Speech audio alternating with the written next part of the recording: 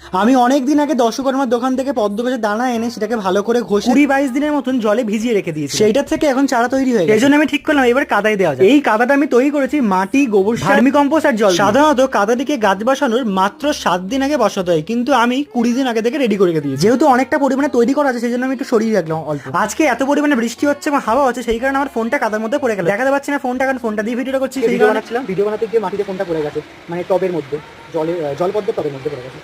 আসলে ফোনটা আমার হাতে ছিল না, ফোনটা ছিল টাইপডে আটকানো, সেই কারণে হাওয়া দিতেই ফোনটা টাইপড শুদ্ধ কাদার মধ্যে পড়ে গেছে। যারা আমার ভিডিওটা দেখছেন বা দেখবেন তাদেরকে আমি একটা কথাই বলবো, আমি কিন্তু ইউটিউব দেখে করি। দানা দিয়ে আমি অনেকবার চেষ্টা করেছি, কিন্তু মাটিতে দেওয়ার পরেই গাছ পচে, এবং তারপর অনেক দাম দিয়ে টিউবার কিনেও চেষ্টা করেছেন, তাতেও পচে গেছে। তবে তারপরেও কিন্তু আমি হাল ছাড়ি। কি বলুন তো, জলের গাছ না করার মজাটা, তবে সেই মজাটা আমি এখনো পেয়ে উঠতে পারলাম না, এখন আমি চেষ্টা চালিয়ে যাচ্ছি। আর একটা কথা বলো, যারা এরকম গাছপ্রেমী মানুষ আছে, যারা পদ্ম গাছ করেছো, যদি আমার কোথাও ভুল হয়ে থাকে তাহলে আমাকে বলো, আমি তাহলে শুধরে নিতে পারবো। যদি ভিডিওটা ভালো লেগে থাকে তাহলে অবশ্যই লাইক, কমেন্ট, শেয়ার এবং ফলো, সাবস্ক্রাইব করতে একদম ভুলবেন না। নমস্কার।